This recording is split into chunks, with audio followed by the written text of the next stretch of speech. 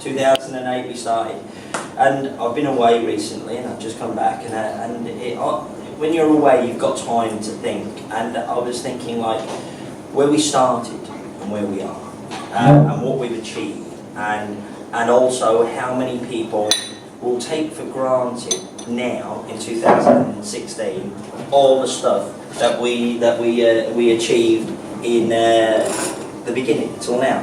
Kids, older people, businesses that take stuff for granted and just think that things just automatically happen. And in the early years, in 2008, 2010, 2011, we didn't really document a lot of the good things that we did. And Martin had been there from the beginning. And we achieved a lot in those couple of years, and it was a bit of a shame that we didn't document it, because we actually genuinely thought that if you do good things, people will appreciate good things. And we learned very quickly that unless it's on a piece of paper and there's a photo, or a man doing a video blog, there's no record of it, basically. And so therefore we started to document things, and we've moved things forward. And what I do hope is in the next 10 years, that all the stuff that we've done, the members and the people that are part of the association should be really proud of being part of something that has actually changed the lives of people that live here, but has also caused a massive domino effect throughout the Canary Islands. And change is happening massively due to the stuff that we did, and everything from social media. We were presenting projects in 2007, bearing in mind social media only got going in 2001, 2000 more or less, and we were saying what was going to happen.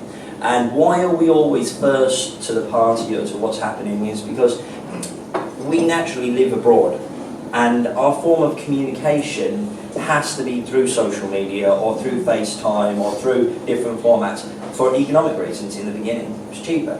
And that led to a natural promotion of Lanzarote all the time, and people being able to retire and see their grandkids without having to jump on an aeroplane and go through, and all these bits and pieces. And that has allowed us to develop tourism massively in every format. So therefore, this year we've won a lot of contracts with governments. We're doing a lot of tourism promotion, which we used to do for free, which we don't do anymore. And we are growing massively. One of our biggest achievements, depends on the way that you look at it, because we've got so many. We had a motion put forward last month, or just before Christmas, on the changing to allow us to vote in the Canarian Parliament, in the local government and the Canarian Parliament. I'm unfortunately in that category of I can't vote anywhere. I can't vote in the UK, and I can't vote here. I can only vote in a local council election. And a political party, after us discussing, said we'll put the motion on the table and we'll get support. And it passed. They debated it and it passed. Something that we put forward that would never have happened before. It doesn't mean that we can vote, because it's only symbolic. It's got to go up the chain. Now it'll go to the Canarian Parliament, and then it'll go to the big Parliament. Maybe it'll go through, maybe it will. But 8 years ago, we wouldn't have even got that to happen. That would never have even been considered. And more importantly, it would have been debated. So, as an association, it's immensely proud. I look at what work you guys do here at Kristian, and I constantly always follow it, because for me, success is never appreciated. Hard work is never appreciated.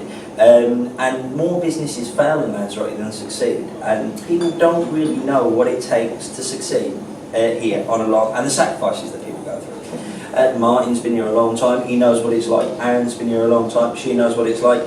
And that's what common brings us together in the association. It's like that constant insurance. You know, if something happens, there's somebody that I can ask a question to. The amount of times I phone Martin to ask him a question, or Martin's phone me, or Anne's phone me, or another member, my phone's always available, somebody's only got to call me. And what can be a big problem for them sometimes is just a quick answer for me, because something else has happened. Or I'll go, I don't know the answer, but I can phone somebody else who will give me the answer. Yeah, exactly. And with us growing, and 2015-2016, I would say is probably the best year that we've ever had in the association. Growth, members, recognition, renewals of contract with government authorities, and also there's starting to be a steady place in the marketplace. People are now investing more, property prices increasing, bars and restaurants are growing.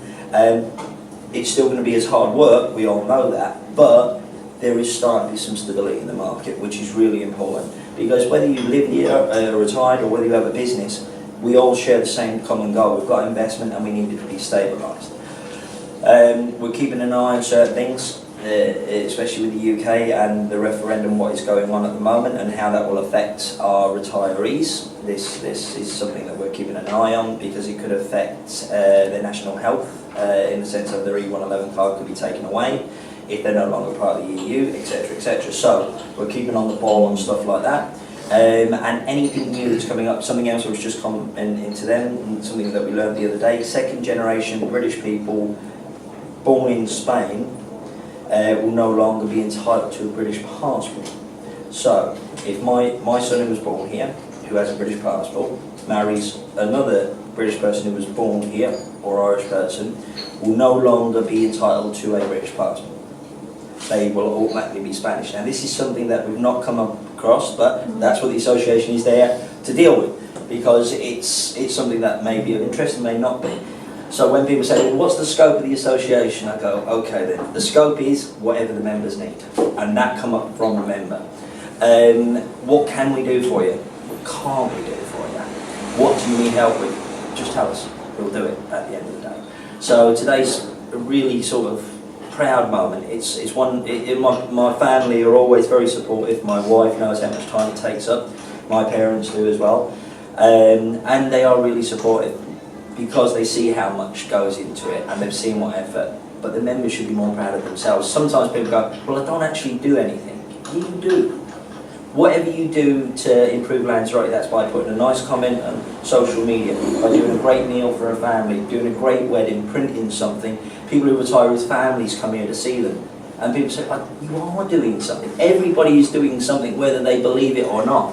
And collectively together, by continuing to do that, we will improve the place that we love and that we live in. And one of the things I've always told the politicians and people, we choose to live here. We chose this place. So we love it, in many more cases, a lot more than the locals. We don't put cigarette butts out on beaches, and we don't throw trash in the sea. I've been in America, trash, rubbish in the sea. And so therefore, it's one of the whole things of like, we love our place that we live in. It's one of the worst and most dirtiest beaches in Lanzarote and Graciosa is the beach on the furthest far side of Graciosa. The only people that go to that beach are locals, and that is the worst beach for rubbish. It's a point that I like to point out to local politicians. So, and all these bits and pieces really do matter. And for people who have children here, Martin's got a little one, you guys have got kids, it's also really important that what we're doing now, sometimes you don't think will have an effect. It will have a massive effect on these kids. And it will have a massive effect on people that are retiring here.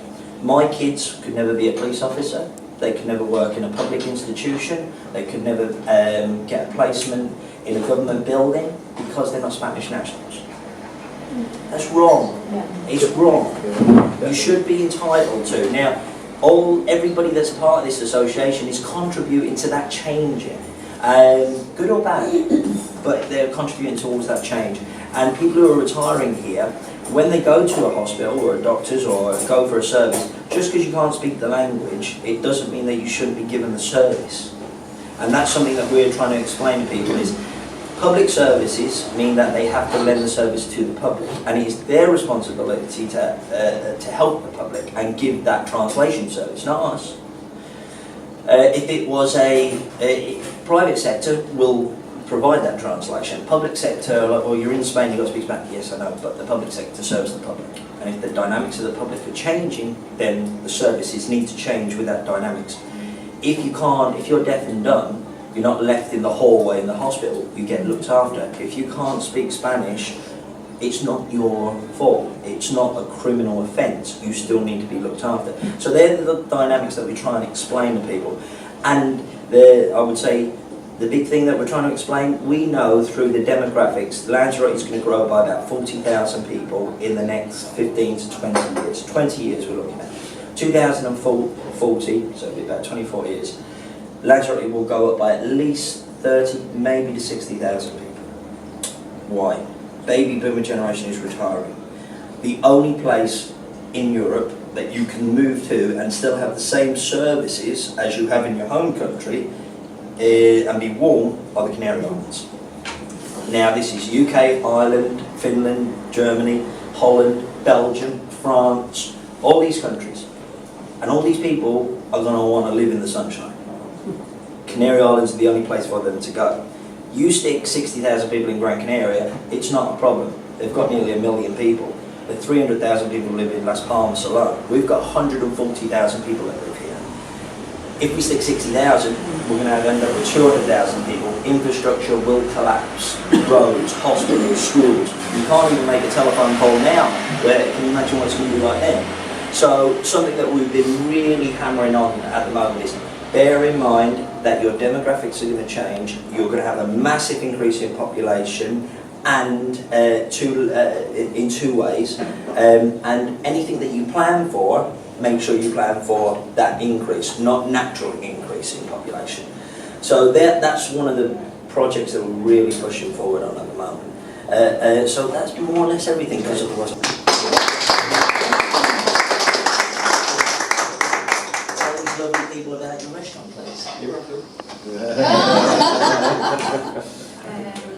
Right, well, we are very welcome to Kristian's restaurant, as you know, and I'd just like to thank Rita and yourself for coming here today. It's taken a couple of weeks or a couple of months to organise, because you know, we open it in the evening. We open from 6 in the evening, but we're delighted that you're here today. And Lanzarote is all about networking. We will be here 3 years in June, this coming June. And I won't say it's been easy. You pass stumbling blocks, you get past them. You meet stumbling blocks, you get past them. And it's because of, it's me and Chris, but also I have to congratulate and say it's the team of Kristians, and that's our philosophy. Our philosophy is that you come in and you greet us and we're friends, basically, you know, that kind of way. It is a friendly atmosphere. We are very professional, and we are very proud of what we do at 110%. Dean, I need you to call out the kitchen staff, because it's not just us. Dean and Pedro have come in this evening, or this morning. I'm so used to working and it's 2 people at the door an hour ago. Good evening, how are you? And kind of like, okay. Yeah, so we just like to say thanks very much. There's Dean and there. Hello, Dean.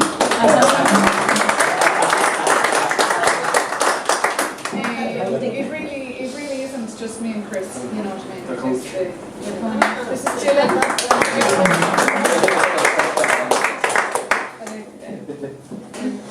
They're prepping for tonight. So. We should always, because somebody can't do something, that doesn't mean we disregard them. They're always there for us, and you should never, as people, you should connect with each other. Networking is extremely important, and never ever feel like you're alone. That little badge, that little name is always there as support for you.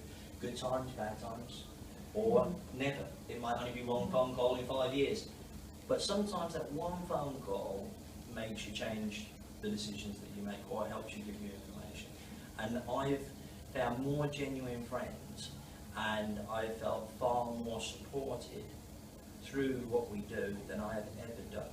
and that is the key thing. And we've had a roller coaster ride with our association, and it's been great all the way along. I've learned more probably about myself and other people in the last 8 years than I've learned about anything. And I probably witnesses to that whole evolution thing. And I feel that it's been great. It's the best thing that I think I've ever done after all the years at the end of the day. And you will be seeing me hopefully when I don't have any football on a Saturday.